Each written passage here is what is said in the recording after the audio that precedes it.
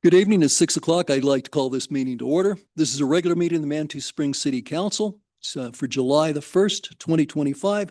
Let's start with the Pledge of Allegiance.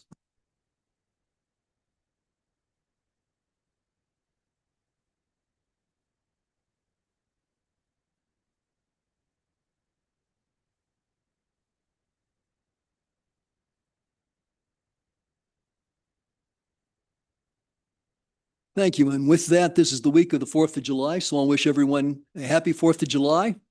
And in Canada, it is also July the 1st, which in Canada is their day of sovereignty. It's Canada Day. So to our friends in Canada, happy birthday. Okay, would the city clerk please call the roll? City Council members Judith Chandler, Present. John Shada, Julie Wolf, Here. Nancy Fortune, Present. Michelle Weatherholt, Here. Mayor Pro Tem Natalie Johnson, Here. and Mayor John Graham. Here. Thank you. Okay, council, you've had a chance to look over the agenda, so I would seek a motion to approve and accept the agenda. So moved. Can we motion a second? Elena, how do you want us to vote? Electronically? Okay, let's vote. Motion carries unanimously. Great, thank you. That brings us to the consent calendar. Before we go into that, I would like to mention something that I didn't know, and thanks to City Clerk Elena Krebs for calling this to my attention. So let me read an email to you. This has to do with approval of minutes, even if counselors are not present. Mayor, since there were quite a few counselors out at the last meeting, I wanted to share our Roberts rule regarding approving minutes so we aren't unnecessarily delaying approval. However, it's up to City Council, of course. Quote, this is from Robert's Rules. Members absent from the meeting for which minutes are being approved does not prevent them from participating in the correction or approval of those minutes. Okay. In summary, it's not required that a board member had been present at the meeting for which the minutes are being approved in order to participate in the approval process. The approval of minutes is a confirmation by the body that the written record accurately reflects what occurred. Like a collective judgment, it is not a firsthand recollection. Okay, and with that point of clarification, we do have 4 items on tonight's consent calendar, 2 of which are approval of meeting minutes, the first being the July 3rd City Council regular meeting minutes, and that has been amended. The second item, the June 17th City Council regular meeting minutes. The third item is to consider reappointing Ralph Rutten to the Manitou Arts, Culture, and Heritage Board. And the fourth, consider reappointing Kinsey Watts to the Manitou Arts, Culture, and Heritage Board. Council, we can, if any council would like to pull an item off and handle this separately, we can do so. Or we can entertain a motion to approve and accept the entire consent calendar. Julie? I just want to state that in spite of Robert's rules, I'm not comfortable approving minutes for a meeting that I have no idea if the minutes are correct or not. So if I'm required to vote, I'll vote no. Okay, Just for the record. Well, what I'd recommend then is we pull the meetings in question off. I would pull, for instance, June 17th off because I wasn't there, and I'll abstain on that. Do we have anything else anybody wants to pull off? I would also request removing item 1. Item 1. So we'll consider those 2 meeting minutes items separately. That leaves us with just the reappointments of Ralph Rutten and Kinsey Watts for. I would move to approve on the consent calendar items F3 and 4. Thank you. Do we have a second? Second, highly support both. Okay, thank you. Any further discussion? Okay, we're going to vote to approve items F3 and F4. Please vote.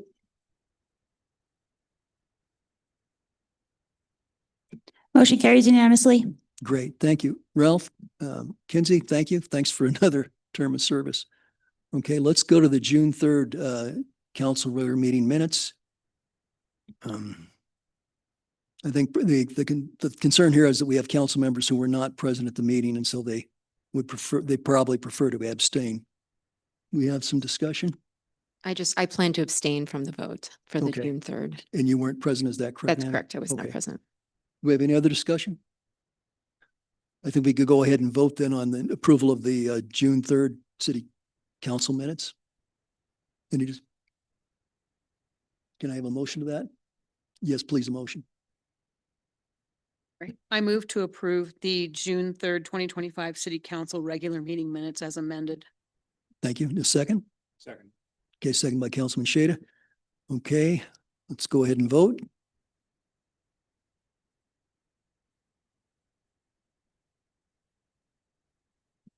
Motion carries 6-0 Okay, thank you. And the record would show that. with one, yes, Counselor abstain.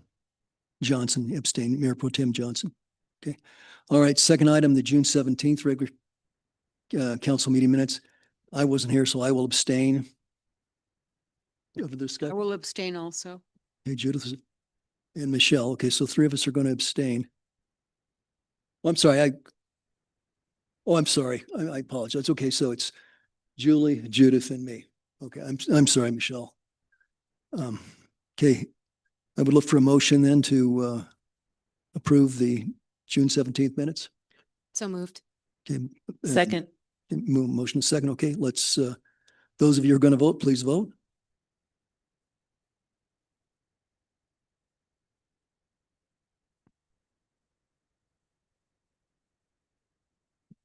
Motion carries 4 with 3 abstaining. Okay, thank you. All right. Let's push on then. The next item is a presentation. It's proclamation number 1025, a proclamation to recognize July as Parks and Recreation Month.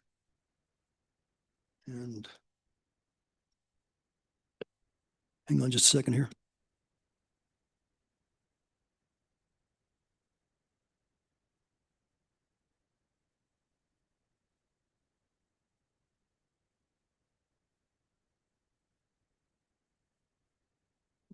I can read this, but would Judith, would you like to read this? Okay.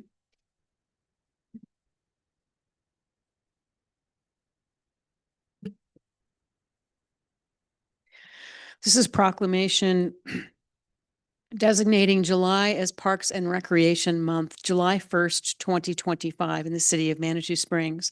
Whereas Parks and Recreation is an integral part of communities throughout this country, including the city of Manitou Springs, and whereas Parks and Recreation promotes health and wellness, improving the physical and mental health of people who live near parks, and whereas Parks and Recreation encourages physical activities by providing space for tennis, pickleball, skateboarding, cycling, hiking, swimming, and many other activities designated to promote active lifestyles. And whereas Parks and Recreation programming such as swimming lessons and youth sports are critical to childhood development, and whereas Parks and Recreation is fundamental to the environmental well-being of our community, and whereas our parks, trails, and open spaces ensure the ecological beauty of our community and provide a place for children and adults to connect with nature and recreate outdoors.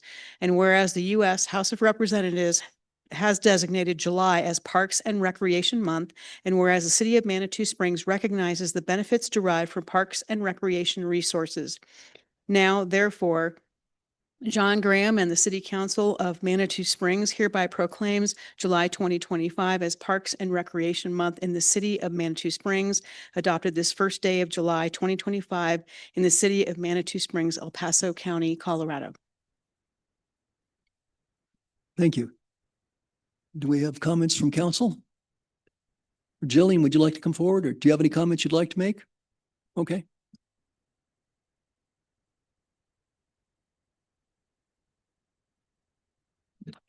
Good evening, Council. Jillian Rossi, Parks and Recreation Director for the City of Manitou Springs. Thank you for proclaiming July as Parks and Recreation Month. It's really exciting, super fitting with our ribbon cutting yesterday for Soda Springs Park Phase 2. So just wanted to thank you for doing that. I know my team is excited that July is Parks and Rec month. We're planning a pretty epic group photo at the newly opened Soda Springs Park later this month that we're excited to share with everyone. But just again, thank you for your proclamation. Thank you, and please extend our appreciation to your staff for the work they do. It's great. Council, any comments you have?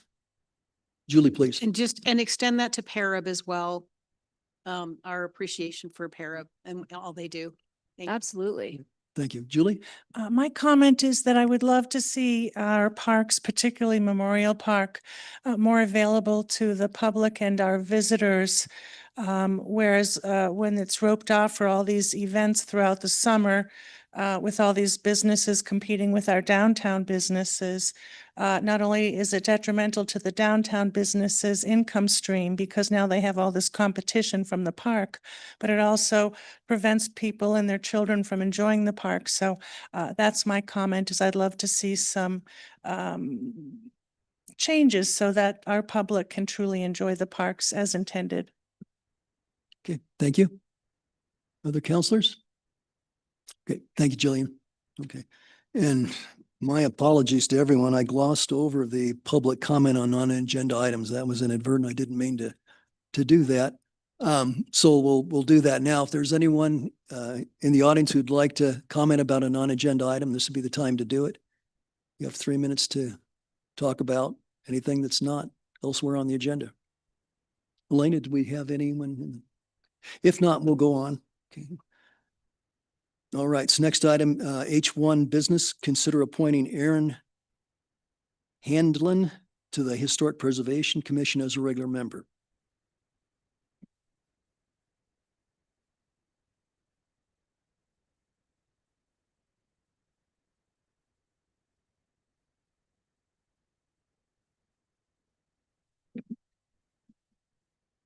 Hi, everybody. My name is Matt Rose. I'm Vice Chair for the Historic Preservation Commission here in Manitou. I'm standing in for Laura Kidzeth, our chair, who can't be here tonight. So I'd like to introduce Aaron Handlin as a prospect for you guys to consider for the next regular position on the commission. I've spoken with Aaron and in addition with Laura. We feel that would be a great addition to the commission. Aaron is a resident of Manitou Springs in a historic district here in town and has maintained her home in accordance with the district. She's also a realtor in the area and knows a lot about Manitou Springs and the surrounding areas and has a lot of interest in Manitou maintaining its historic integrity. So unless there's any more you'd like to know from me, I'll hand it over to Aaron. Aaron, you're welcome to make comments now if you'd like. If you could just be about 3 inches from the microphone when you speak. Okay, Oh, well, and let me go ahead and ask for Okay. your name and address too, just for the record. sure. It's Erin Handlin, 7 Waltham Avenue. Thank you. I'm Erin Handlin and I have an interest in joining the HPC. I really care about the continuity in our town and protecting the historic buildings and think that the unique character of Manitou has a lot to do with that. Great, thank you. And of course, the materials in the packet were all the customary things we look for. So we have a letter of endorsement from the HPC chair. Council, if you have any questions, this would be a good time, or comments. If not, I would look for a motion to appoint Aaron to the HPC as a regular member. I move we appoint her as a regular commissioner on the HPC. I'll second. A motion is second. Any further discussion? Let's vote.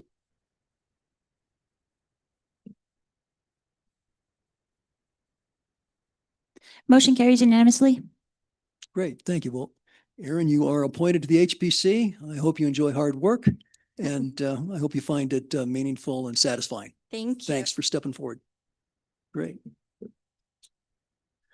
Okay, let's move on then. So we have a hearing. We shall have 2 this evening. The first is an appeal of Planning Commission decisions regarding boundary adjustments. This is 2501, variance 2502, a variance of setback, and variance 2503, variance lot frontage at 360 Via Linda Vista and 370 Via Linda Vista. So we have representatives of our planning department here. So Fred, you have the floor. Thank you, Chelsea Royston for the record. Sorry. Thank you, Mr. Mayor, for the introduction. Here we have an appeal. I believe this is a first time for many of us, so please excuse any hiccups. But actually, if we could have the other presentation brought up.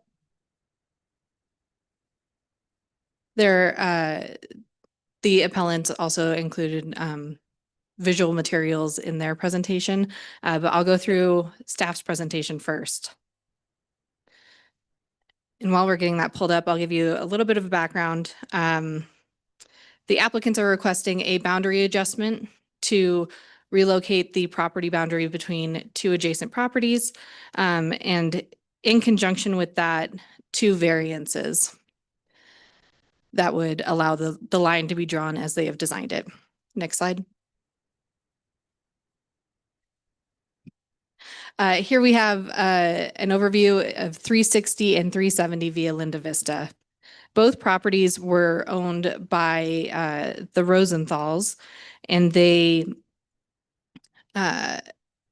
previously the lots were combined into one lot under one tax number by the El Paso County clerk assessor. The owners owned it from 1977 until 2025 when they constructed a new residence on 360 Via Linda Vista and sold 370 Via Linda Vista. I apologize. I mislabeled that. That's why I thought it looked odd. Okay. So they owned a house that's outlined in red there, and it is 360 Via Linda Vista. They constructed a new residence on 370 Via Linda Vista, outlined in green, and they sold 360 Via Linda Vista. Next slide. And actually, if you could go one more slide, this one shows it a little bit easier. They are proposing to redraw the property boundary from what you see on the left, which has a straight line and shows the carport near the cul-de-sac there as existing on the northern property. They propose to redraw the property boundaries to incorporate the carport into 360 Via Linda Vista's property because that carport has traditionally been used to service 360 Via Linda Vista. When they constructed 370 Via Linda Vista, they were able to incorporate a garage and on-site parking for that property. Excuse me, Nancy, question? Yeah, thank you. On that slide that we were just on, is it an artifact of the software? Because it looks like the carport and the proposed walkway are on public property.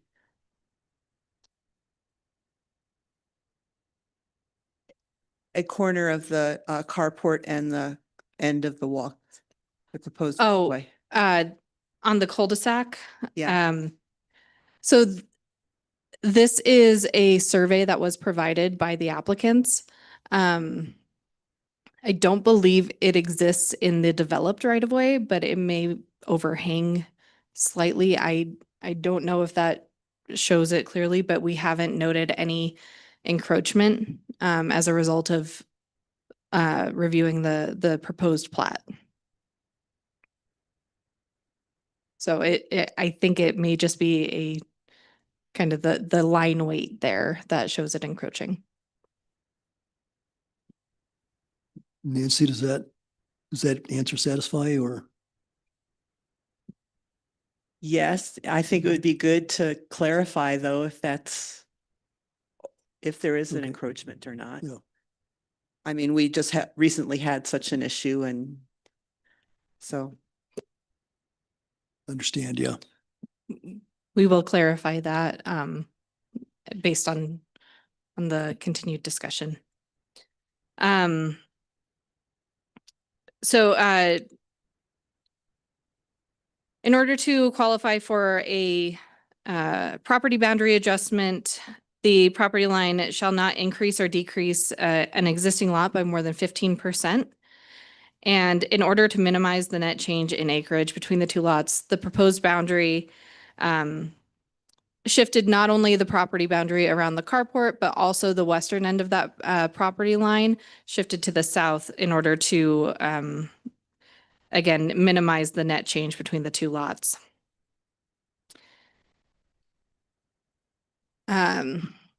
So here we have the property boundary approval criteria. I typically provide these hexagons as a shorthand way of viewing staff's analysis. However, I will go through those in detail. Approval criteria, again, to qualify as a property boundary adjustment and not a replat.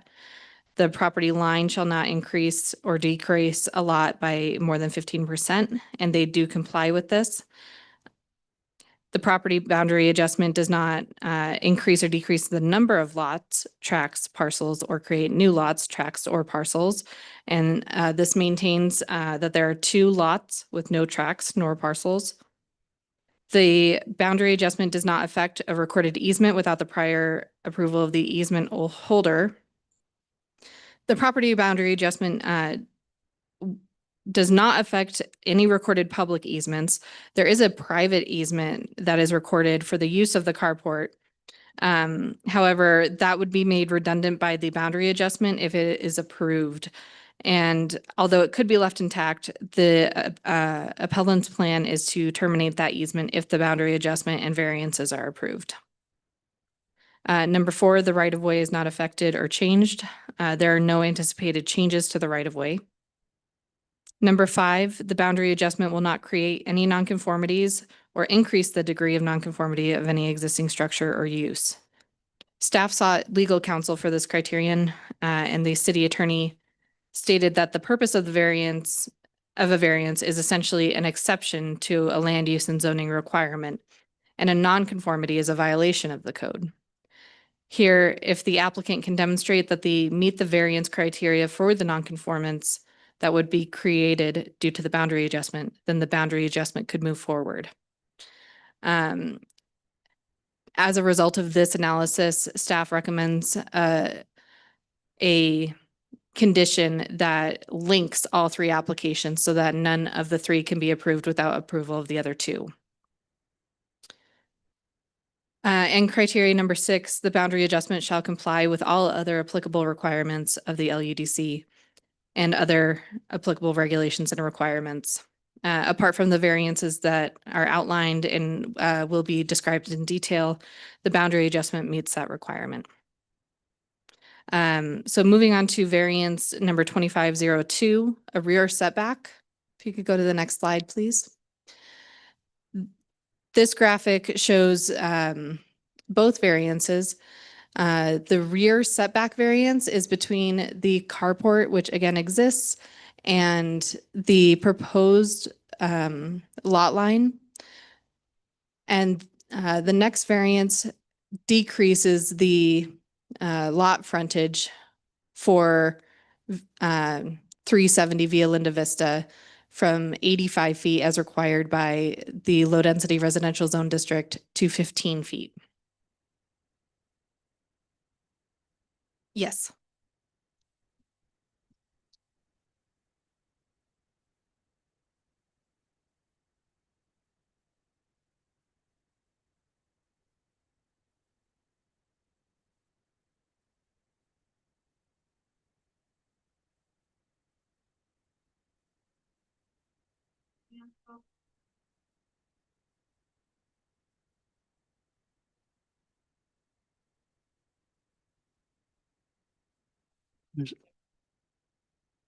There's a document there. It starts VAR 2502, 2503, and then staff presentation at the end. That's the one you want. So page 7.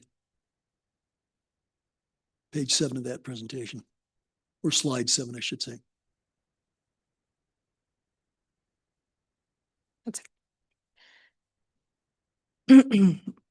Variances in the Land Use and Development Code have two sets of approval criteria. The first, and again, we're referencing the rear setback for this first set of criteria, and then I'll go through them again for the second variance. But the first set of approval criteria state that it shall not result in development in areas at risk of natural hazards unless adequate mitigation is provided to the satisfaction of the planning director. No new development is proposed for these applications. And number 2, no adverse impact will result on adjacent properties. The variance will not have adverse effects on adjacent properties of which staff is aware. The proposed reduction in the rear yard setback on 370, will impact 370 via Linda Vista. However, it will be encumbering a portion of the lot that is currently inaccessible to 370 via Linda Vista due to a rock outcropping. The proposed boundary adjustment redistributes the land in the rear of 370 via Linda Vista to offset that encumbrance, and therefore no adverse impact is anticipated as a result of the variance. And additionally, variances must meet a minimum of 4 of the 6 criteria thereafter. Number 1, the applicant would suffer unnecessary hardship as a result of the application of the LUDC, which hardship is not generally applicable to other lands or structures in the same zone district because of unusual configuration of the applicant's property boundaries, unique circumstances related to the location of existing structures thereon, or the existence of exceptional topographic conditions thereon. The owner of 360 via Linda Vista would be the only lot on the cul-de-sac without on-site parking, which the applicant attributes to topography that is unique to the site. Number 2, there are no design alternatives or alternative locations for structures that would eliminate the need for the requested variance or reduce the amount of the variance required. The variance is the minimum variance that would make possible the reasonable use of the land or structure. It appears to staff that there is a possible alternative parking location on the site that could be established to the front of the south of the front entrance path. It would require the removal of established vegetation and construction in an area with potentially steep grades. Number 3, the enforcement of the provisions of the LUDC deprive the applicant of rights enjoyed by a majority of other properties in the same zone district. The LUDC requires off-street parking for residences, and if these applications are not approved, it could potentially reestablish a nonconformity in the parking requirement for 360 via Linda Vista. However, an easement is a legal right that affords full use of the carport, and that is currently in place. Number 4, the need for the variance is not the result of actions of a previous property owners or an otherwise self-imposed hardship. The applicants state that the hardship is due to the topography of the site. It's the opinion of staff that reestablishing the original property boundary in 2023 is the action that created this hardship. Had the lots been left as one property, the carport would have remained on the same lot as 360 via Linda Vista. Number 5, there is a disability affecting the owners or tenants of the properties. The applicants indicated at the time of application that that criterion did not apply. And number 6, the variance request is required in order to preserve a contributing structure in a historic subdistrict, and this property is not in a historic subdistrict, so that criterion does not apply. Can I ask a question? Was that original boundary line reestablished in 2023 in order for the sale of property to happen? Is that why that was reestablished? That was reestablished in order to construct 370 via Linda Vista, I see. to construct the second residence. Okay, thank you. Could you go to the next slide, please? So moving on to variance 2503, a lot of this is very, very similar. we are now focusing on the variance that would reduce the required lot frontage from 85 feet in the low-density residential zone district to 15 feet. And again, the first two approval criteria shall not result in the development of areas at risk of natural hazard. There is no proposed new development. And number two, it will not have an adverse impact on adjacent properties. This variance will not have an adverse effect on adjacent properties. The proposed reduction of the lot frontage does not impact how the property is physically accessed, which is done through an access easement to the northeast of the site. And next slide, please. Again, the variance must meet a minimum of 4 of the following criteria. The applicant would suffer unnecessary hardship as a result of the application, which is not generally applicable to other lands or structures in the same zone district. The applicants state that a hardship exists because without approval of the applications, the new owners of 360 Via Linda Vista could be prevented from owning the parking spaces as historically used. However, since 360 Via Linda Vista was successfully sold to new owners prior to a decision on these applications, staff concludes that the preference of the new owners does not constitute a hardship for the owners of 370 Via Linda Vista. Number two, there are no design alternatives that would eliminate the need for the requested variance. There's not enough frontage on the cul-de-sac to support 2 lots, and the LUDC does not have provisions to reduce frontage on cul-de-sacs or other irregularly shaped lot frontages. Number three, the enforcement of the provisions of the LUDC deprives the applicants of rights enjoyed by a majority of the other properties in the same zone district. There's no apparent disadvantage to the owners of 370 Via Linda Vista that they would experience as a result of the denial of this application.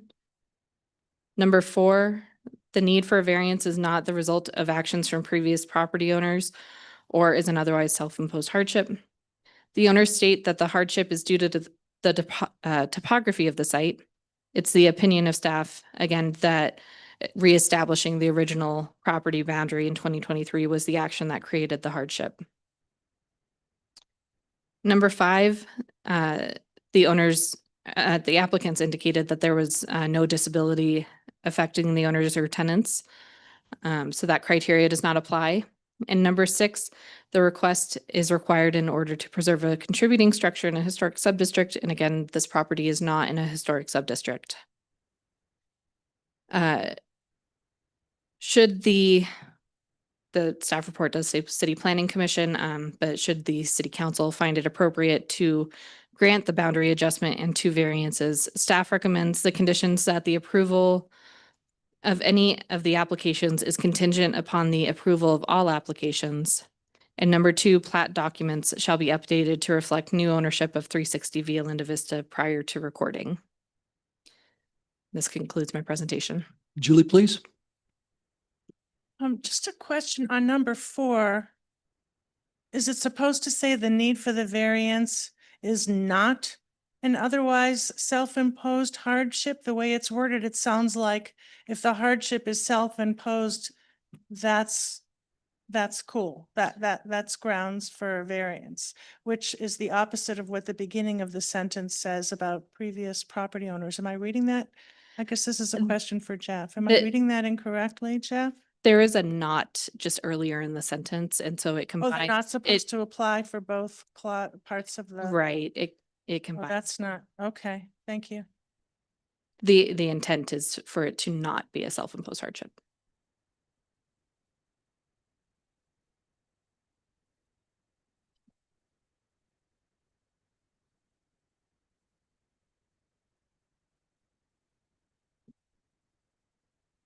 Go ahead, please. Oh, sorry, that concluded my presentation. Say that again, please. That concludes my presentation. Thank you. Council, do you have questions for planning staff this time? I guess I have one kind of general question, and I guess if, let's say all these variances were approved per the applicant's request, is there any potential risk to the city. Would the city be encumbered in any way? Would we be at risk in the future? I thought about this. I didn't see anything, but I was just wondering if there's, That's not my Mhm. understanding. This would be adjusting the property line between two private properties. And it is essentially an agreement between the two property owners. The property boundary adjustment would be an administrative application typically. However, in order to create the new property boundary as they proposed, they needed the two variances, which are reviewed by Planning Commission. And then, of course, being appealed to City Council. thank you. Julie, you had a comment? Yeah, to respond to your comment, Mayor, what I see is that on number 4, the need for variance is not the result of actions of previous property owners. We know that it is, or is not an otherwise self-imposed hardship. We already know that it was self-imposed to do this. And if we were to approve it, even though it was self-imposed, the spin on it that the applicants have, well, I don't know if spin is the right word, but they've decided that if topography makes it difficult for them to build a carport on the property they now own, then that's not in our variance code. That's not in our code. So we would be setting a precedent, I believe, that if a future applicant fails to meet the variance requirement for about it being self-imposed, that we would still, at least if we're going to be consistent, have to approve it, even if it was self-imposed, as long as there's some topography excuse. And so to me, that is the response to your question, is that we're suddenly deciding that we're going to ignore paragraph 4 about the previous the actions and this being self-imposed, and we're going to substitute it for topography analysis. Could I make I- a That's, I don't know, I'd like to hear from the city attorney if he agrees with me rather than the planning employee, if I could. Okay, Jeff, could you respond to that? And then Chelsea will get you. Well, okay, so I'm gonna make sure I understand the question, but the criteria are here, and you need to basically stick with these criteria that are listed here. You can't go outside of the criteria. So if that's what you're saying, Councilmember Wolf, that I agree with that. I'm not sure if I'm missing something here, but you basically need to stick with the criteria that are set forth in the code. Thank you. Chelsea? There is a section of code. Under, let's see, section 18.06.4.2, H3, which states that no single decision of the Planning Commission, or I believe that would be transferable to City Council in the event of an appeal. No single decision of the Planning Commission sets a precedent. The decision of the Planning Commission shall be made on the particular facts of each case. And I think that does assist with that concern. I'm not sure that would be upheld by a court. And I also, regardless of that, think that if we're required to obey the ordinance, then we can't substitute topography in exchange for ignoring the self-imposed hardship criteria. So I appreciate that provision. I just doubt it would hold up. Thank you. Council, any other questions for planning staff this time? Okay. Yeah, Judith, please. You originally, before you pulled up your presentation, had a different presentation up there with a photograph facing the carport.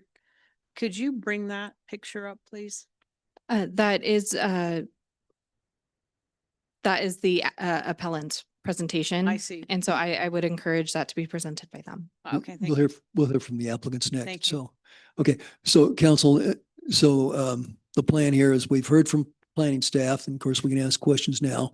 We'll next hear from the applicant or the appellant. Then we'll have public comment. followed by the applicant will be able to come back and rebut or explain anything up to that point. And then we'll have the last phase will be bringing back the planning staff here for before we go into final deliberation. Nancy, please. Yeah, before the planning staff leaves, I got kind of confused over who is the actual applicant for the boundary and the change in the variance change, because on various sets of paperwork, it had different people on them. And as we outline these criteria, it applies differently depending on who we're talking about. So if you could help clarify that for me, I'd appreciate it. Yes. Roy and Jane Rosenthal owned both properties at the beginning of this endeavor. And so they were the applicants on all three applications. And then they sold 360 Via Linda Vista to Derek and Carly Keller. And so they are the, they became the applicants on the rear yard variance and co-applicants on the property boundary So adjustment. there is co-applicant, there's possibility for co-applicants. on Yes, this. and on Okay. the appeals, all four individuals are co-appellants. Okay, thank you. That's very helpful. Council, anything else for the planning staff at this time, knowing that we'll be able to ask them more questions later on? I guess not. Okay. Thank you. We'll see you in a bit. And then I'd like to bring the appellants forward, please.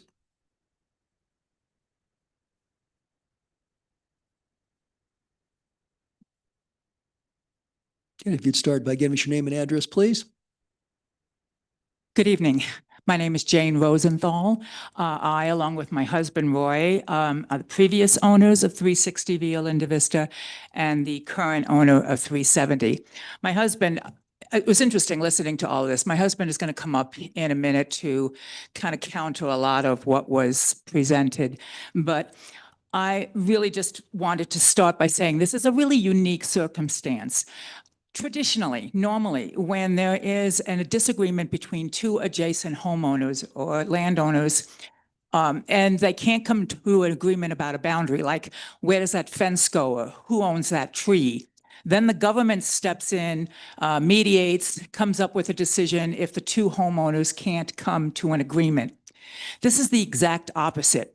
We have two homeowners who are in total agreement about adjusting a boundary in order to basically align with the current use. And we're talking about a small parcel of land, yes, that sits on 370, but is, asking it to be adjusted to be put on 360. I find it somewhat ironic, disappointing that in this case, rather than the government coming in to sort of help, they've really hindered our agreement, our agreeing for the boundary adjustment. I do want to just go briefly over how we got here, and I'm going to read from my notes now, so I don't want to forget anything, and it'll actually be quicker, I think. Back in 1976, we contracted to have a home built on 360. Our builder had options on both lots, 360 and 370, knew there was no place to provide for parking for 360, so he built on the existing carport on 370's property with the plan to transfer it to 360. However, he ran into financial problems, couldn't purchase 370, so we purchased it to have parking. It wasn't until we decided we wanted a more senior-friendly house after living almost 50 years at 360. We loved this area. We didn't want to move. We owned the adjacent lot. We decided to build on 370. We had actually combined the lots several years prior under one tax number without vacating the actual boundary, legally called an abeyance, something I just learned about. When we moved forward with our plans to build on 370, and upon the recommendation of the previous planning director, Hannah, we restored the original lot boundary since it was never actually vacated. The boundary was restored with the intent that 360 would be granted an easement for use of the carport. When we put 360 on the market last summer, we got feedback from several would-be buyers that the easement was not sufficient for them to be comfortable with purchasing the home. We took it off the market in the winter and then began the process of applying for the boundary adjustment in February. Then in April, we put the house back on the market. The Kellers purchased 360, while our applications were in review by the planning staff, and the Kellers then became co-applicants. That's my overview. My husband, Roy Rosenthal, is going to address those hexagon bullet points. Any questions for me? I'm just taking the common sense approach, to be honest, again, with the two homeowners in agreement. Thank Council, any you. questions for Jane? I guess not. Thank you. Roy? Thank you.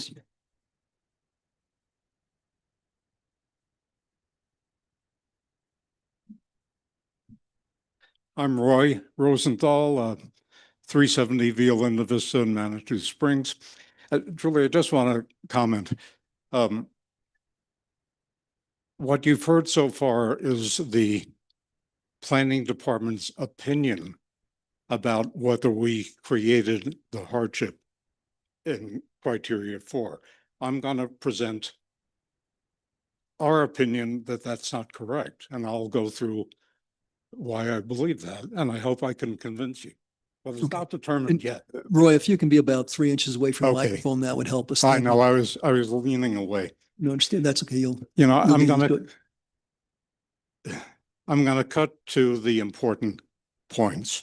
I'm not going to go over all of the criteria that the planning department and we agree on. So there are 6 boundary criteria. They agree that we meet that. I'm not going to repeat those. There were 2 general criteria for the variances, and they agree that we meet those. So it gets down to the 6 crucial criteria that we have to meet 4 of. Actually, I'd like to go to the next slide if we could.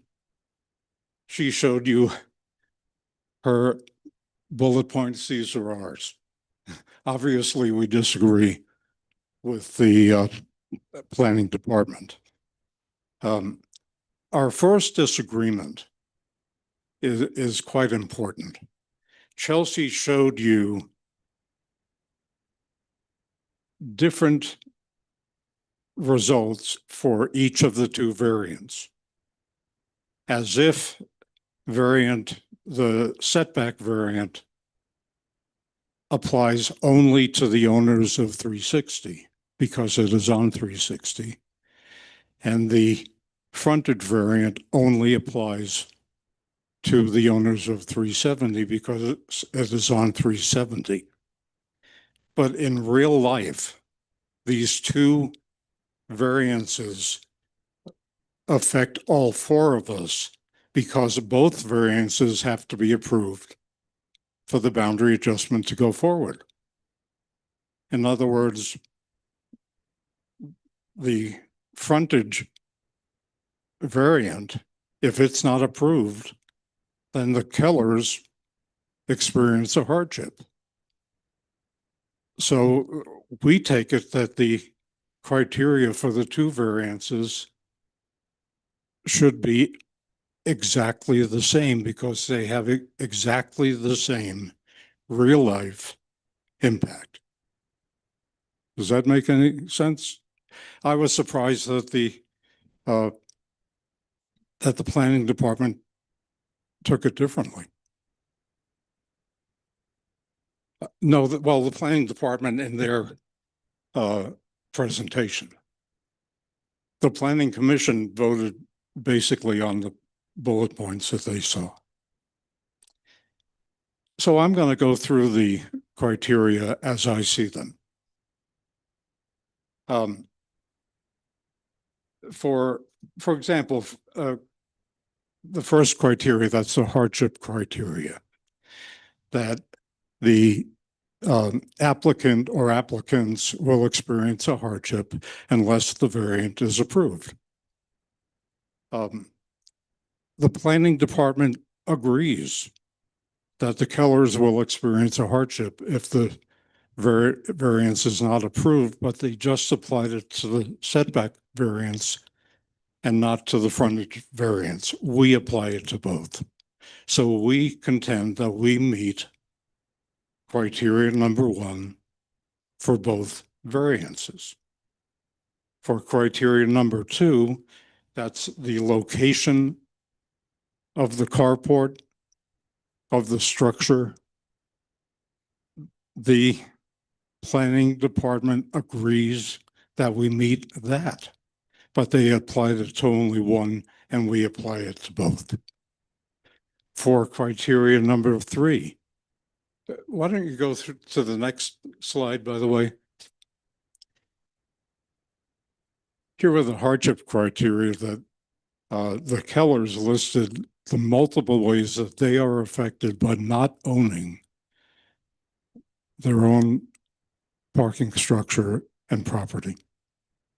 But the bottom line is they suffer a hardship by not owning it and not having on-site parking. Go to number 2, next slide also. This is, skip that one. This is the no alternative location. We'll skip that one. I wanted to go to number 3 that we were talking about. This shows that every other property in our development has their own on-site parking. 360 is the only property that doesn't. So we contend that we meet criteria 1, 2, and 3 for both variances. And the Planning Commission did not argue with that. They voted against us because of criteria number 4. So that's the one I'm going to go into in more detail. Let's see where I am on that one. Okay. Remember, we put the original boundary in what we call abeyance through El Paso County. We didn't even know the term abeyance at the time. We were just following what was advised to us for tax purposes. It was only later that we learned that the boundary had not been vacated. And we learned that from Hannah, the previous planning director, who advised us to restore the boundary. When I went to the El Paso County to restore the boundary, I went there to find out what it would take, what forms I would need to fill out, what documentation. All it took was a signature. And it was instantly recovered. And that was because they restored it to the original condition. The planning department agrees that if we had never taken it away, we would not be considered responsible now, and we would not fail number 4. So the fact that we temporarily took it away and returned it is being held against us. So it isn't just that we're saying it's due to the topography. We're saying that the recovery of the boundary is inconsequential. It is restoring what was actually still there. That's why it could be returned, because it had not been vacated. I think it's an extreme position to say that that kills our application, because that's what it's saying if we can't take number 4. Now,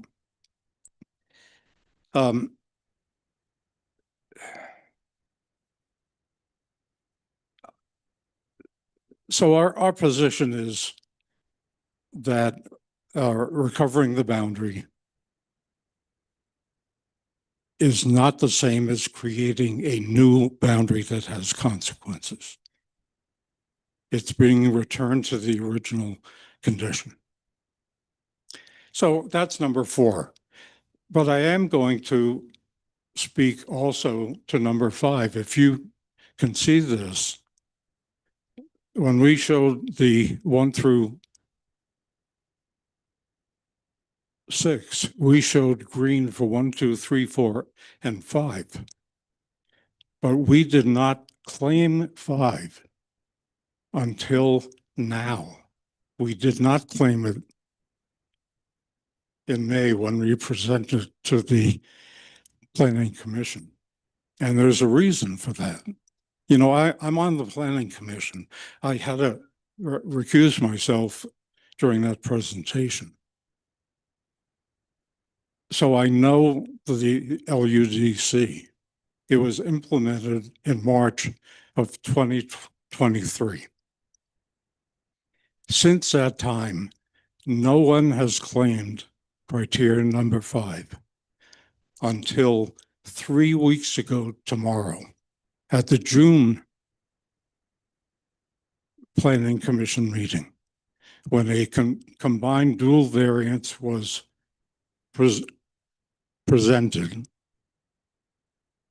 and the applicants claimed number 5 on the basis of preparing for future disability use. In other words, they were improving their deck to allow wheelchair access, even though no one in their applicant was disabled. The planning department supported that claim.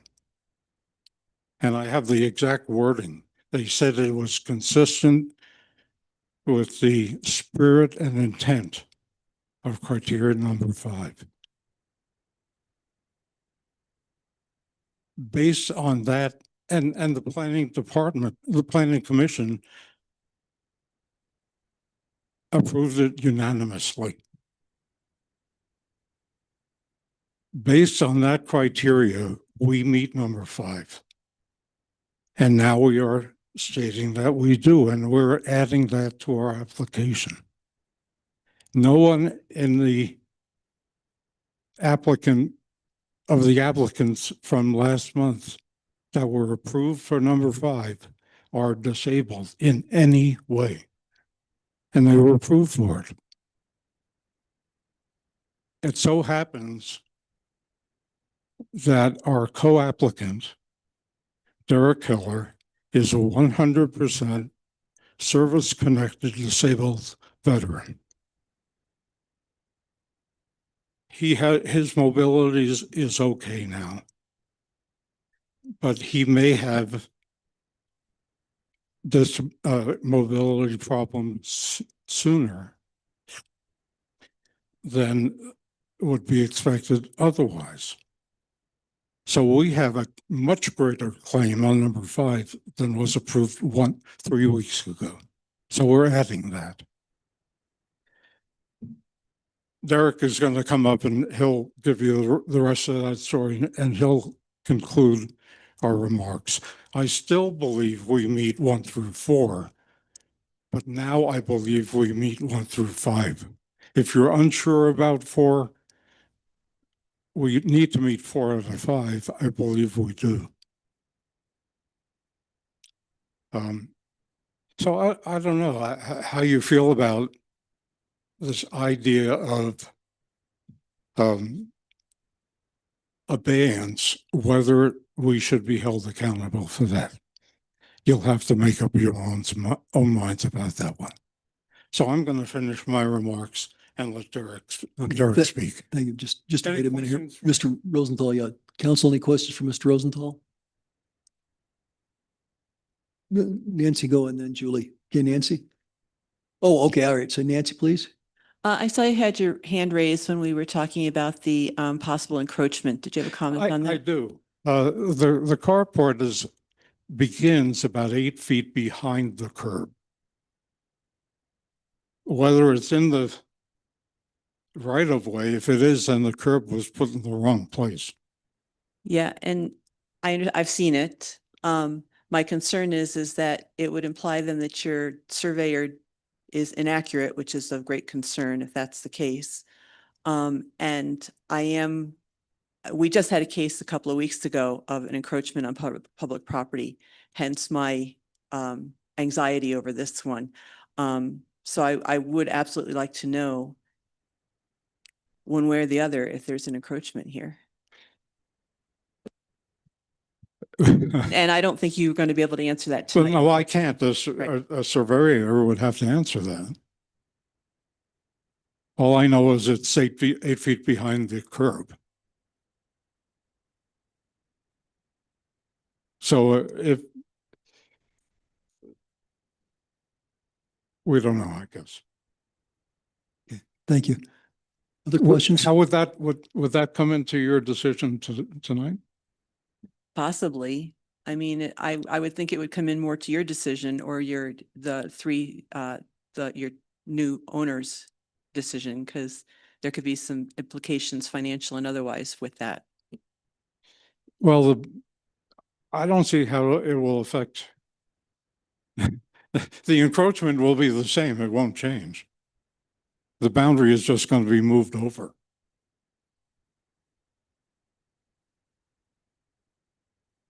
Other questions or comments from Mr. Rosenthal? Thank you, Mr. Rosenthal. Okay. If we could have the next applicant or appellant, please.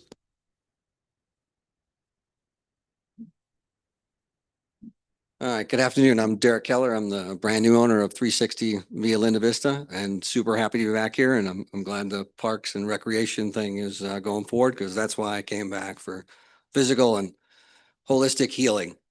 I think with the disability thing, that's a fact. It's not, I've got the paperwork to support it without going into HIPAA stuff, muscle skeletal stuff that's, as it develops, going to need to require that. The current easement, which sounds like an answer, does not allow me to make any modifications to the existing structure because Roy owns it. And also as a financial hardship on me, because I have to maintain that structure.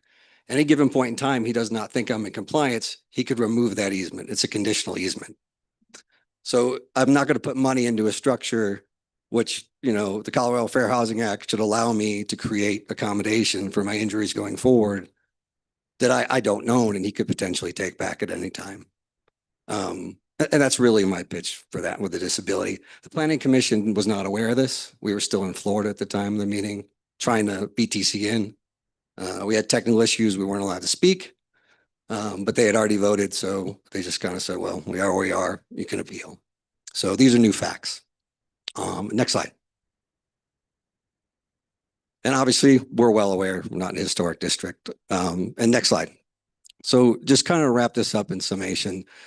If you vote yes, nothing physically changes. The structures are both there. There's absolutely no real tangible change.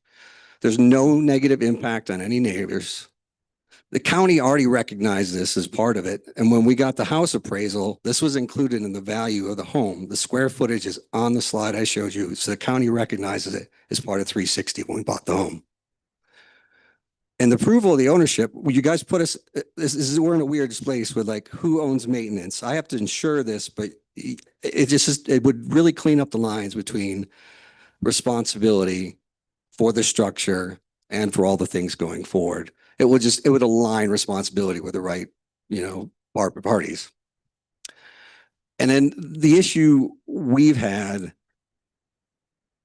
there, as you saw, like some of the proposals that was presented, like you could put a car structure here, absolutely impossible. It's 42.5 degree downslope. There's no way. I have the pictures because I'm a visual learner like most people, and totally refutes that. So it can't be yellow, it's green. There's no way to do that. And then the only thing I've asked, which has been my frustration, I feel like people are making decisions on inaccurate information. No one has been up there to look at the site. I'm not asking, people say, well, I won't be impartial. That's an irregular, that's just not a realistic argument. Come up and look at the earth. I'm not asking to be there. They're not asking to be there. Just make an informed decision is all we're asking. And I think we've made a pretty impactful case that we do meet all these criterias. And it would be beneficial if I ever have to sell the house, that we're going to revisit this over and over again and cause me problems. And if they, for some reason, sell their house, that person could pull the easement back from me. And 26 out of 27 homeowners have the privilege of parking on their property. I'm the only one. So I just think these factors, as we presented them, with the information I don't believe the planning commission had when they made their decision, renders this a much more positive light. And hopefully you guys can see that as we go forward. So grateful to be here. Thanks for the chance to speak. Questions from council? Judith? Thank you. Would you state your name and address for the record again? I missed it. Derek Keller, 360 Via Linda Vista, as of 1 May. Mr. Keller, so the existing boundary was reestablished in order to build the home that is now 370. So when did you purchase 360 Via Linda Vista? 1 May of 2025. Okay. And so when you purchased that property, you purchased it knowing that you were purchasing it with the existing boundary in place? Yes, no? We knew, I had talked to the current homeowners and we knew this was going before the planning commission. No reason to doubt that it was going to get improved. And then when I saw the assessor's stuff showing 360 physically on my property, I'm being taxed against that structure and it is on an official government document. But the question I just want you to answer is, you bought it with the existing boundary in place with this issue unresolved. Correct. So you bought that knowing that was. There was a potentiality, yes, ma'am. Potential problem because that wasn't resolved, but went ahead and purchased the property anyway with the existing boundary. And then did you have discussions with the Rosenthals about, hey, this is going to go through, no worry? I mean, I'm just, No, I mean, was there? nothing's a given. He was very clear about that. Nothing's a given. He said, I think we have a very intelligent argument. I think we meet all the criterias. But like I said, I don't think the information was presented to the board with all the information to make a decision. Yes, we took a risk. You just answered my question. I don't mean to interrupt you, but you just went into this knowing that, that it wasn't a settled issue one way or another. Okay, thank you. Yes. That's all I have. That's the only question I have. Thank you. Other questions from council? It's not. Okay. Thank you, Mr. Keller. Thank you. Is there anyone else from the appellants who wants to speak? Okay, in that case, I'm going to open up this. This is a public hearing, so anyone in the audience will be able to speak to this in favor or opposed to it. So public comment begins now. You'd have 3 minutes. Anyone would like to speak to this who's not just a member of the general public, not one of the appellants? Do we have anyone? Elena, did we get something via email? We did receive a online public comment from Frank Reif, which is the owner of 350 Via Linda. Okay. Did you want me to read that into the record? Could you read that, please? I live at the adjacent lot at 360 Via Linda Vista and have no objection to the approval of the boundary adjustment. I'm surprised that the Planning Commission did not approve the adjustment. Okay, thank you. And that was all we had. Okay.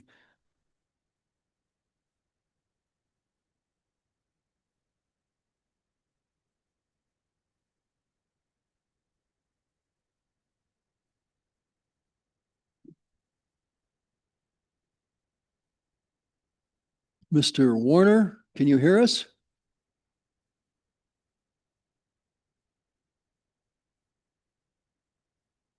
Does anyone know Mr. Warner? Hello, Who is he? Jill, What's he can do? you hear me? We can hear Can you you. hear me Yeah, now? yourself? Hello, am I able to speak right now? Well, I'd like to know who you are and what your business is here and why you're not here in public. Yes, my name is Sean Warner. I am the realtor that helped the Kellers purchase their property up on at 360 Via Linda Vista. And I just wanted to comment, one additional comment. Mr. Warner, are you in the Clark Springs area? No, I'm not. I am Crested Butte, so that's why I'm attending online. You have 3 minutes. Okay. One of the reasons that the Kellers did have to agree to purchase that property with the way it is because of the market conditions.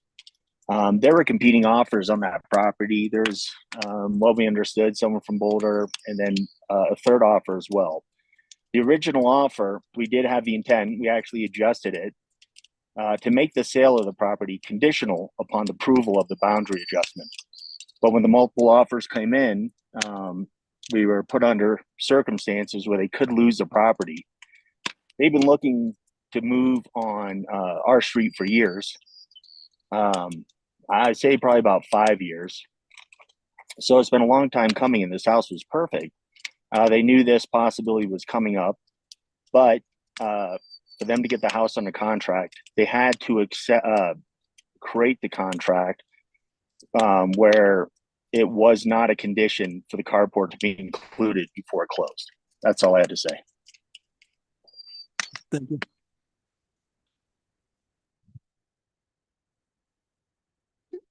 You'll have a chance to come back after we close the public comments. Any other public comments? Okay, I will close the public comment portion of this, and the appellants have the opportunity to come back. Chiefly, this period would be allow you to expand upon anything typically, or to yes. rebut things that are mentioned in the public comment portion, but you may just Well, clarify things. It's Roy Rosenthal, 370 Via Vista, Manitou Springs. Judith, I just want to respond to your questions of Derek about what he knew. I was optimistic, and I expressed that optimism. And one of the reasons I did, which I wasn't going to bring this up until now,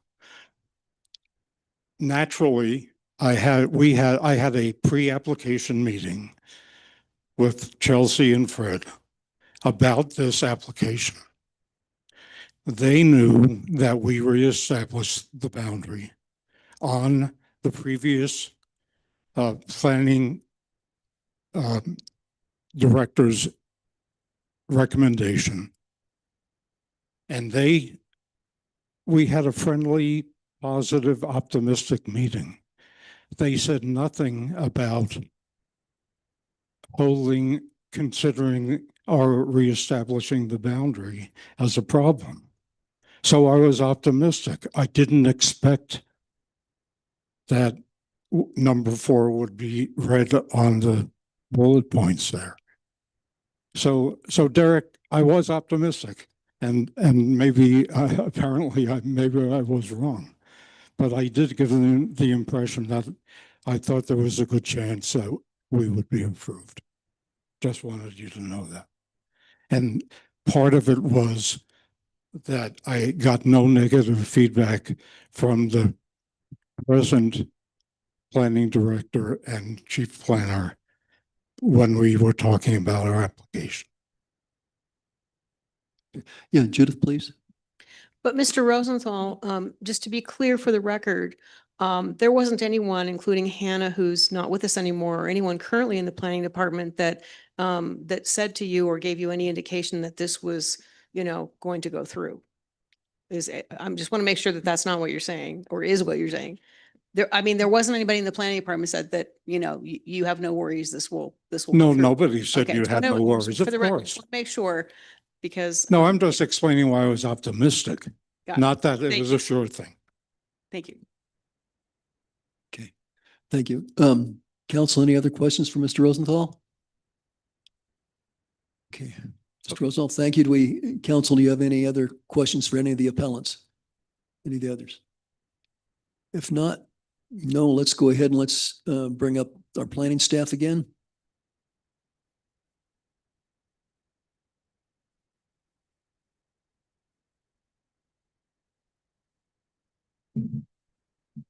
So council, if you have questions for the planning staff. Tom? I guess just for my benefit, for clarification,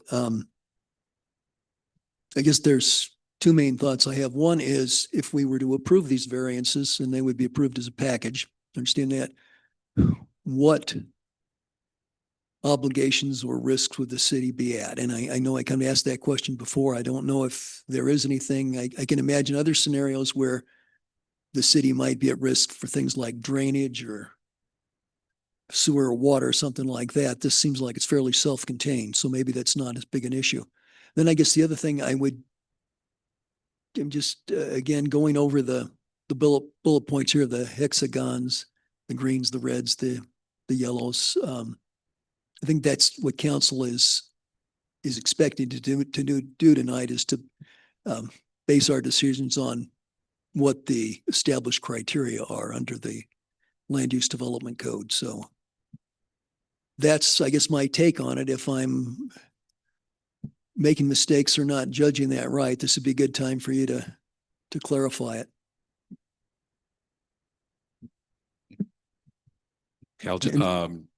Yeah, for the record, Fred Rolandhagen, Planning Director. In terms of risk, I guess, for what it's worth, we're unaware of any risk if this was approved. But in connection with the next point that you made regarding the criteria, you are to either find whether the application is in conformance with the criteria or not, and risk is not one of those criteria. So we do have the criteria spelled out for us pretty clearly, I think. Yeah. Good. Council, other questions? Okay. I guess we'll move into the deliberation phase. If planning staff would like to sit there for a minute or two, I think we may have some questions come up. Council, do you have points you'd like to discuss? We can go around the table and kind of get a sense of where we're at. Anybody have? Julie, go ahead. I don't believe the facts before us permit us to approve the requested variances and boundary change.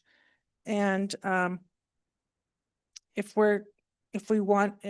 council is so inclined, we could certainly pass a new ordinance to change the current ordinance and then have them come back. But under the current ordinance, I agree with Planning Commission that this request does not comply with our law.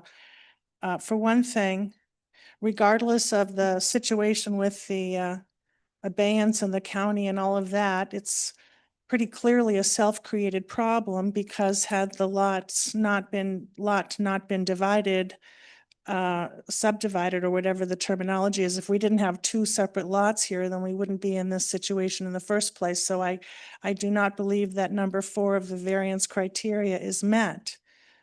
It's a self-created problem. They didn't maybe mean for it to be a problem, but it certainly was something that this is the result of having two separate lots with two separate homes.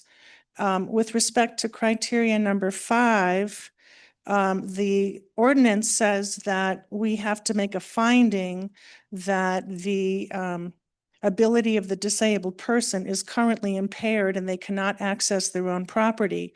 It does not say, oh, maybe someday you won't be able to access your property, and maybe someday you won't be ambulatory anymore, and maybe someday if you're going to need a wheelchair, then maybe we should grant it now, because that would be true for all of us. Any of us can get disabled tomorrow and be paralyzed from the waist down or anything. But that's not what the criteria says. It says that you are impaired and unable to access your property. And I think everybody would agree that is not currently true.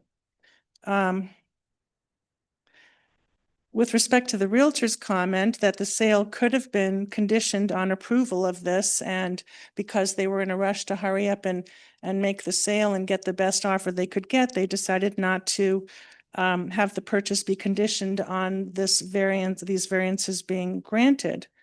So that's another self-imposed hardship. With respect to the comment from Mr. Keller that the private easement agreement they have feels wishy-washy because it's not clear who would be responsible for repairs or maintenance, that's something that can be resolved by them entering into a different private easement agreement that clarifies and should clarify those issues. So I don't see how we can approve this. And if we're really heartbroken over not approving it, then we can still disallow it and change our law, change the ordinance. So I don't see how we can approve this, in my opinion. Thank you, Julie. Who'd like to go next? We'll just, okay, Nancy.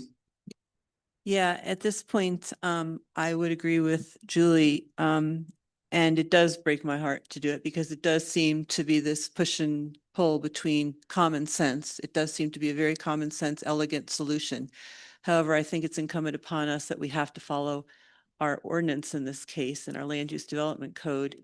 And I cannot, and I assume that we're going to go with the conditions that we have to approve all three, or none of them will be approved. So whereas I could squeak by on like the boundary change and possibly the rear frontage, I definitely can't on the the rear setback. I definitely can't on the frontage issue. So that's where I'm currently standing on this. Thank you. Judith?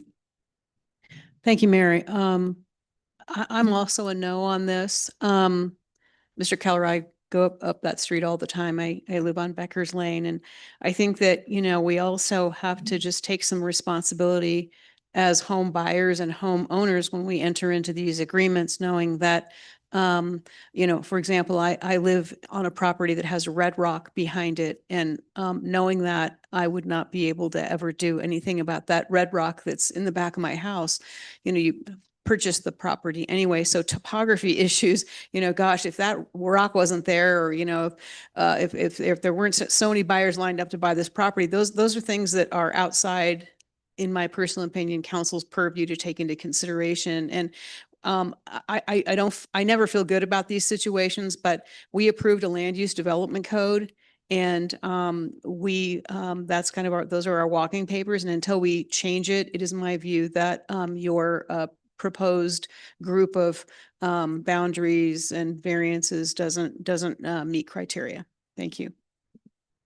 Thank you. Natalie?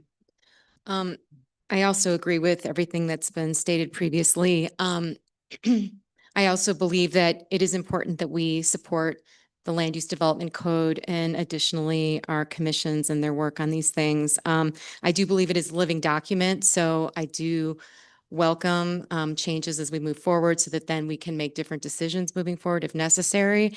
But at this moment where we are today, I think this is what we've been given, and it does not meet what we've been, you know, requested to change and to make a different determination. So thank you. Okay, thank you. Michelle? Thank you. I agree with what everyone else has said. And when the time comes to revisit the land use development code, thank you. Thank you. Mr. Shada? I think we need to figure out, I think this is a common sense kind of application, but I agree with everything that's said. We have to find specific findings to support these variances. And I guess I would look forward to maybe some ideas as to how we would change our code in order to deal with a situation like this. Thank you.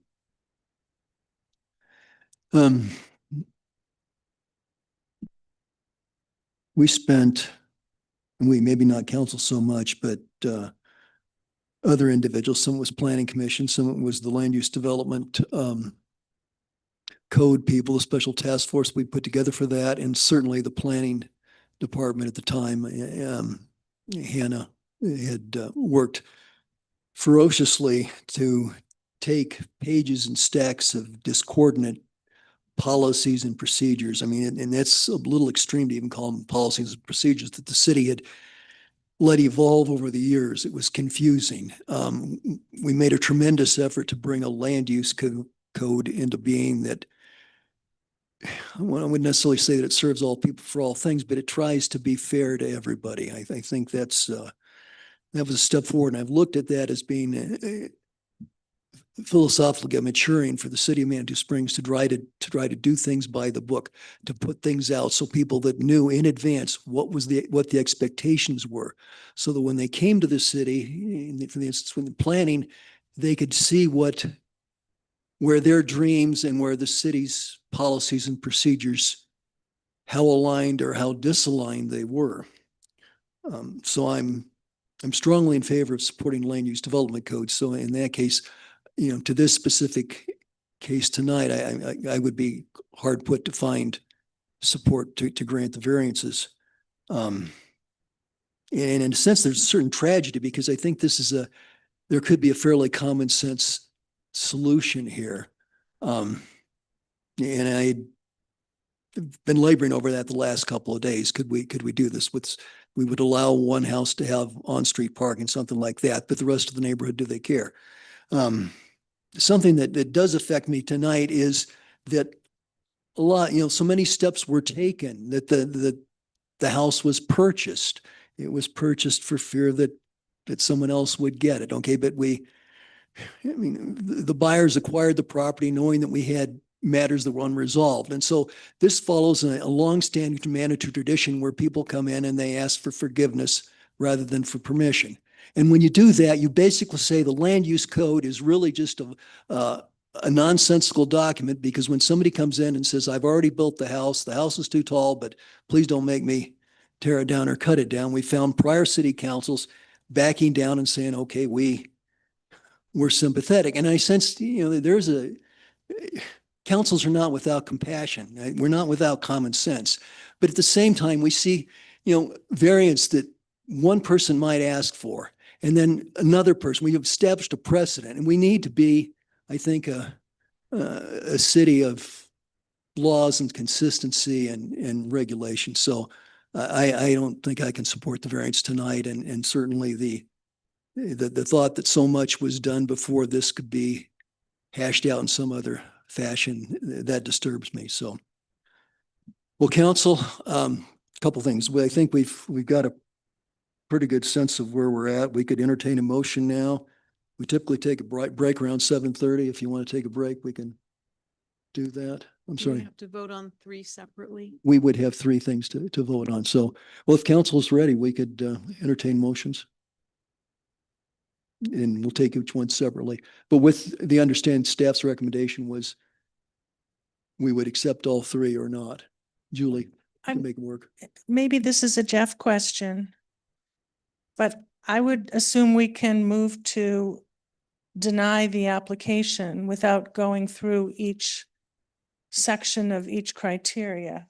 I mean, we're asked to approve or deny tonight. Is that right? Or do you want us to go through each section individually? I think you should at least, there's 3 different application requests here. So I think you should look at each one separately based upon the criteria, but you don't have to repeat all the criteria. You've discussed the criteria for each application already. So I think just a motion for each one separately is the best approach. Thank you, Jeff. Thanks. That's clean. Well, council, I would refer you to slide 14 of the 16 in the presentation that has motion language options. If anyone would like to review those and make an option. And certainly if you want to continue discussion, I'd be happy to do that. I don't want to preclude it, but it seems like our general sentiments are coalescing. Nancy? Yeah, I'm just wondering, the conditions stated that we would have to approve the variances in order to approve the boundary change. So hence, could we simplify this at all by saying that we would apply that condition and then we'd only have to vote on 1 or 2 of them? That's fine too. So I could say I move to apply the condition that all 3 would have to be approved. For all of them to be approved, all of them to be approved, I guess. Right. Denial of any one will be denial of everything. Okay. If you agree with that as a city council, I'd vote on that first. Then I'm not sure it's any simpler, but we can do it that way. You can all vote on that, and then you can just vote on one. And that'll take care of it if you're going to deny the one you're voting on. Okay, then I move that denial of one of them is denial of all of them. I'll second. Any further discussion on that point? Okay, so the motion is denial of one is denial of all. Let's vote.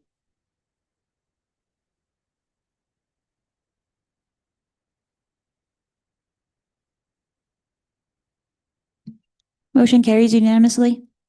Thank Yeah, you. as I'm sitting here thinking this through, I still think it's better to vote on each one because that way you have three different denials. So if any one of those three is overturned or not found to be accurate, you have two others to rely on. If that's what you're going to do. I'm kind of sensing that based on the conversation. Okay, thank you. Michelle, you have a comment? I was just going to make a stab at one of them. Okay. I would ahead. actually, if I could, I would prefer not to, I would prefer to just vote on 2503 and, because well, for Over the objection of our attorney? I don't yes. object, I'm just advising. Well, over the advice of our attorney, you want to just simplify it and do one instead of all three, because it'll take what, an extra 3 minutes? That doesn't make sense to me. I respect Jeff's advice and I'd like to follow it. I'm just saying my preference, that's all. Thank you. Yeah, I think I would be more comfortable following Mr. Parker's advice and taking all three, but taking one at a time. Michelle, did you have a comment?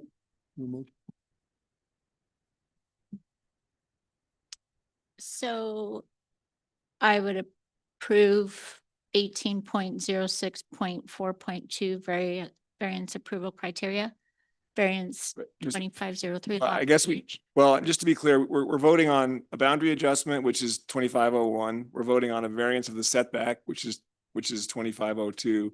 And then we're voting on a variance of the lot frontage, which is 2503. And so I think you just need to pick which one you want to do first, second, and third, and then vote on each one. And there's some motion language options. It's on, well, page 39 of the packet, but I'm not sure about your packet number. I think it's slide 14 of 16 in the presentation slides. Nancy? In that case, so I don't go against our attorney's advice, I move to approve the boundary adjustment. Say again. 2501. I move to approve 2501, the boundary adjustment at 370 via Linda Vista based upon the findings that the request meets the review criteria for granting a boundary adjustment as set forth in City Code Section 18.06, 4.20 with an alteration of staff's conditions as follows. Do I have to read those all as well?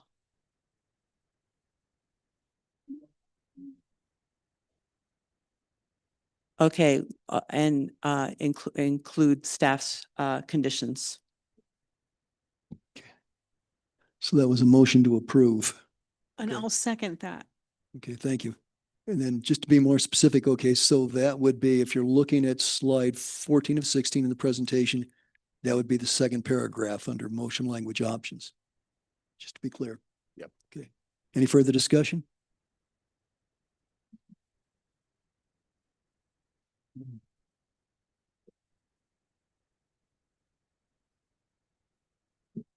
Motion carries 4-3 with Mayor John Graham, Councilors Witherholt and Wolf as the dissenting votes. Thank you. So that was 2501. Just It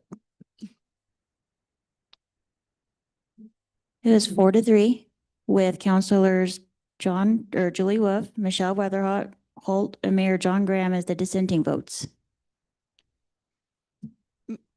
Mayor, Yeah, that just means that you approved it and you guys all went around and said you were denying this. but you're With the approving. conditions. so the boundary adjustment is approved subject to the staff conditions. Okay, so that's 2501. Would anyone like to take a shot at one of the variances? Michelle? I move to approve the variance 2502 at 360 via Linda Vista. No. Wait a second. Okay, I'm sorry, Michelle, please go ahead. If you'd start over again. Okay. I move to approve the variance at 360 Via Linda Vista based upon the findings that the request meets the review criteria for granting a variance as set forth in City Code Section 18.06.4.2 with an alteration to staff's conditions as follows.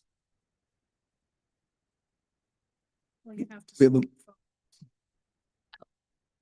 Well, I think previously we Do I have to? said that was in clear. Oh, I guess I didn't.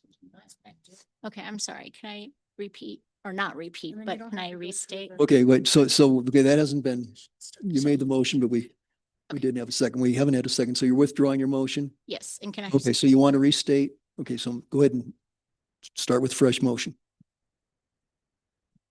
I move to deny the variance at 360 Via Linda Vista based upon the findings that the request does not meet the review criteria for granting a variance as set forth in City Code Section 18.06.4.2. Okay, we motion. Do we have a second? Seconded by Councilor Wolf. Okay, and to clarify, if you're looking at slide 15 of 16 in the presentation, it would be the third paragraph. Is that correct, Michelle? Believe you. Okay. Any further discussion? So the motion is to deny. Any further? Okay.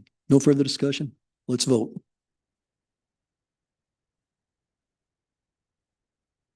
The motion carries unanimously. Okay, thank you. So the variance request is denied. Okay, so that leaves us 2503. Okay, Natalie, do you want to make a motion? I move to deny the variance at 370 Via Linda Vista based upon the findings that the request does not meet the review criteria for granting a variance as set forth in City Code Section 18.06.4.2. Okay, motion is second. And again, just to clarify, refer to slide 16 of 16 in the presentation. Okay, the 2503, variance 2503, that'd be the third paragraph, deny the variance. Correct, just to be clear. Any further discussion? Let's vote.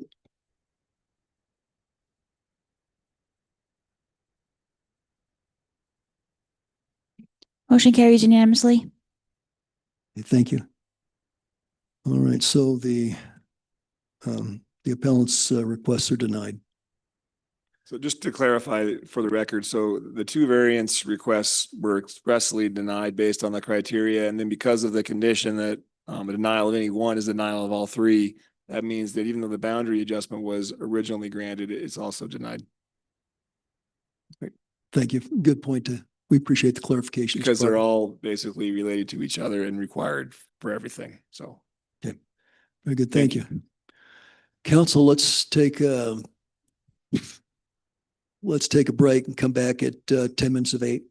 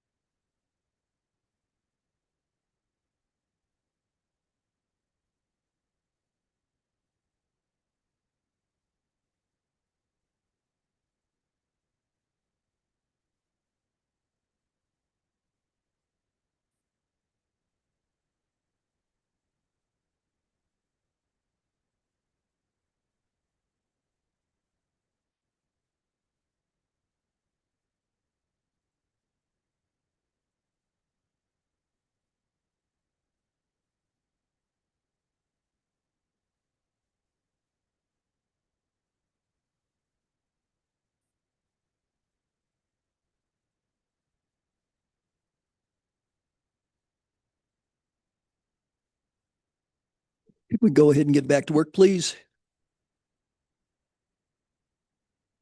Great, thank you. Okay, so our next item, second reading and public hearing of ordinance number 1425, an ordinance amending the budget for fiscal year 2025. So we have our Finance Director, Becca Davis, here. Becca, this is second reading. It was discussed 2 weeks ago. You have the floor if you want to bring us up to date. Thank you. Good evening, Rebecca Davis, Finance Director. So the amended budget was presented to City Council for first reading on June 17th. And the only change in this budget, this version, is the sewer project that's at Manitou Avenue and Crystal Park Road. It's currently estimated to be about 300,000. So the sewer enterprise fund's budget was increased by 300,000 to cover that project. However, it may end up costing more. And if so, then that will be addressed with the year-end final amended budget. So everything else, though, is the same. So in conclusion, I do need to say something concerning the general fund unassigned fund balance. That while we currently have an appropriate level of funding, if steps are not taken to replace the lost revenue from the sales tax, the fund balance will be depleted and city services would be reduced if we continued on the path we currently are on. And now I'll entertain questions. Okay, thank you. Questions from council? Something I guess I would like, and Becca, maybe you'll want to field part of it, but I think Denise also, if we could, then just for our benefit, I know the city has worked hard to to tighten the belts and to reduce expenses and stuff. If you could just refresh our memories a little bit about some of the things that you're doing and anticipate continuing to do, that I think would help council appreciate the gravity of the situation. Right. The general fund has been decreased. All the departments, all the department heads reviewed their expenditures and determined where they could decrease costs to help offset that decreased sales tax. So I would say a lot of them, if you look, decrease their training, which is, of course, it can be discretionary, but it's also, in some cases, one has to use it to maintain their certifications. But instead of traveling, you just use the webinars. So traveling has really been cut out. It's just basically all webinars. Okay. Yes. Yeah. So, yeah, Denise. Mayor, I think here's where we've done a couple of things is the capital fund, as you know, we've basically completely emptied that and moved that over to help with the general fund. There are positions we're not filling this year. So we have a police officer we're not filling. We've moved things to a part-time. We are not filling the arborist. So there are various positions we're not filling. We've cut some programs or reduce programs to make sure that we can cover everything. The pool will be closed for a period of time, so that helps with some savings this year that we had not anticipated, which is great. And then we're also needing to use some of the reserves to get us through this year. So the cuts have been pretty substantial. We reduced more than even you requested at our initial meeting, really went through and looked at everything that we could possibly do. And remember, when you don't fill a position, you also don't have the benefits and the para cost, which is substantial. So we've done some real tightening the belt in every area that we could this year to make sure that we use as little reserves as possible. Because as Becca stated, we have an adequate reserves, but if there isn't something done, then those reserves are going to be depleted and services will be diminished. And that's, as you work towards solutions, I think that's a really important message, that we can make it through this year, but there has to be something that helps us get through after this year. Understood. Thank you. Michelle? Thank you, Becca. Thank you so much for everything that you do. What is an example of a city service that could possibly be reduced going into 2026? Excuse me, Denise has been really looking at that. Could you give some examples? There are various things, and those are conversations that we would have with council at the time. But there's probably some things from a recycling program, EMS, right? Emergency management, what would that look like? The pool, what would that look like? Various, the chipping days that all of you love, what would that look like? So those are conversations that we're going to have, but it's going to go very deep if there isn't a solution moving forward. Thank you. Other comments from council at this time? If not, we do have to have a public hearing, so I could go ahead and I'll open that up. So I declare the public comment portion of this hearing to be open. Anyone in the audience who'd like to speak to this may do so. We have any takers? And Elena, did we receive anything via email? Okay. I guess budgets just aren't all that exciting, I'm afraid, for the general public. With that, I'll go ahead and close the public comments portion. Council, if you, I think probably we're questioned out. You ready? Okay, go ahead, Judith, please. I'm ready unless council, if anybody else has comments. I think we're I ready. move to approve on second reading ordinance number 1425, an ordinance amending the budget for fiscal year 2025 with the additional change that was made between first and second reading. Thank you. Do we have a second? Second. Seconded by Councilor Fortune. Any further discussion? Let's vote.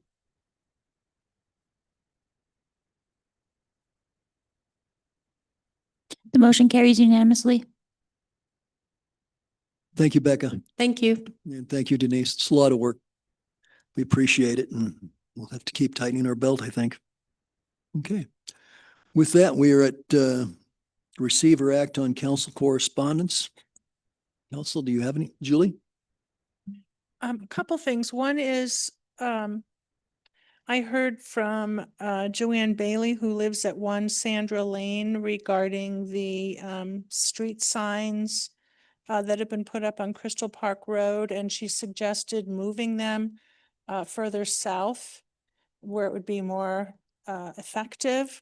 And she also asked that we consider adding, what are they called? My mind has gone blank. The humps in the road. Speed bumps? Or? Thank you. Adding speed bumps, and she said the current speed bumps, you can easily go over them at 35 miles an hour without it damaging your vehicle. So she would like them to be made higher so that it actually slows down the traffic. And she said that the dead deer on the road that got hit by a car, and it was a baby deer, and she moved it and all this stuff.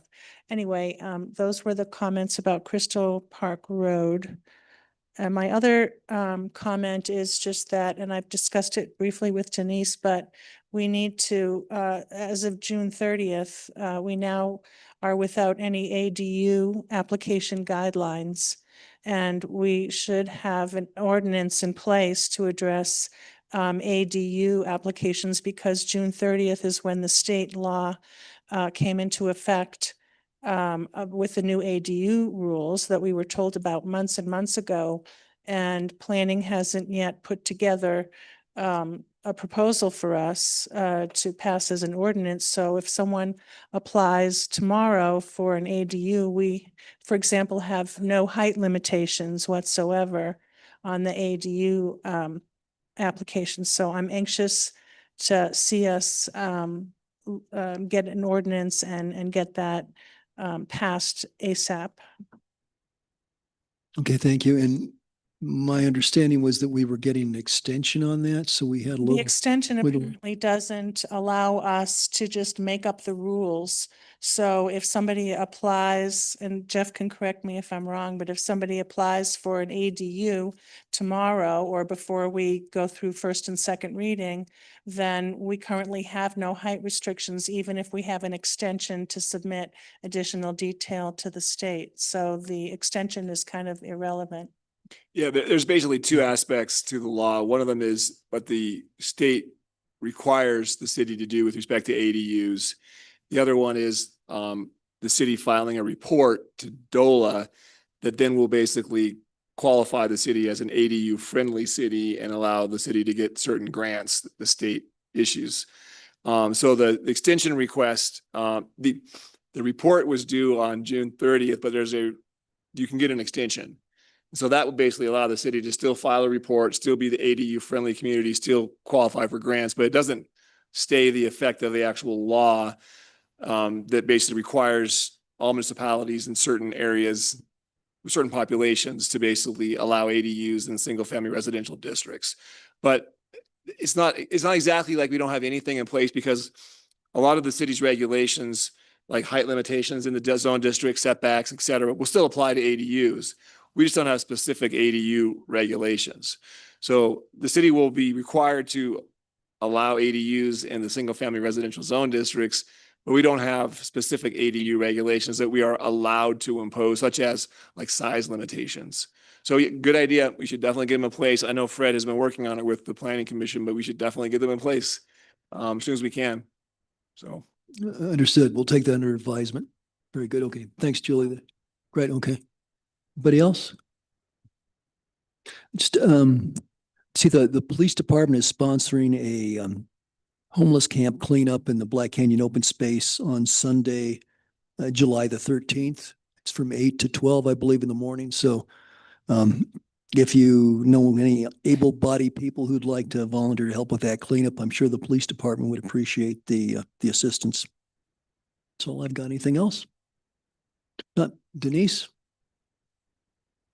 Yeah, just a couple of things. The mural behind the pool will be started very quickly, which is going to be exciting. It's beautiful, so I'm excited to get that started. Manitou Avenue and Crystal Park Road, our goal is to have that open by Friday afternoon.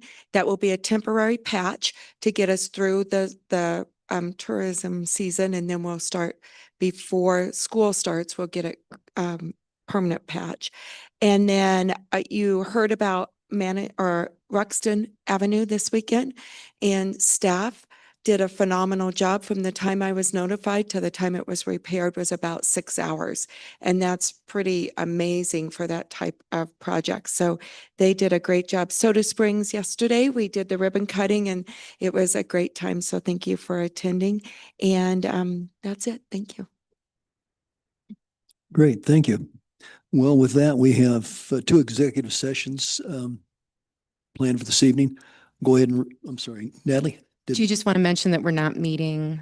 Oh, yes, next good week? point. Yeah, so we won't be meeting next week. So July the 8th, we're off. We will meet on the 15th, and we will have a work session the 22nd. And I believe there's then a community meeting planned for July the 29th. And Natalie, you want to address that in a little more detail? So we will be bringing that to council sometime in the next, probably on the 15th, to see if that's something that council would be interested in. So at this point, there is not a scheduled meeting on the 29th until we discuss options with council. Yeah, I think that's good clarification. Thank you, Natalie. So something may happen on the 29th. It'll depend on what council's pleasure is based on what we hear on the 22nd. Okay. Yeah, thanks, Natalie. Let's see. So we have 2 executive sessions. The first, an executive session to determine positions relative to matters that may be subject to negotiations, developing strategy for negotiations, and instructing negotiators pursuant to Section 5.1D of the Manitou Springs Municipal Charter. This executive session concerns the Manitou Springs Metropolitan District. And then the second item is an executive session to hold a conference with the city attorney for legal advice pursuant to Section 5.1C of the Manitou Springs Home Rule Charter concerning Manitou and Pikes Peak COG Manitou and Pikes Peak Railway Company versus City of Manitou Springs, Colorado, El Paso County District Court Case number 2025 CV 30766. So I would entertain a motion to go into executive session. Okay, motion by Counselor Wolf, Second. second by Mayor Pro Tem Johnson. Okay, let's vote.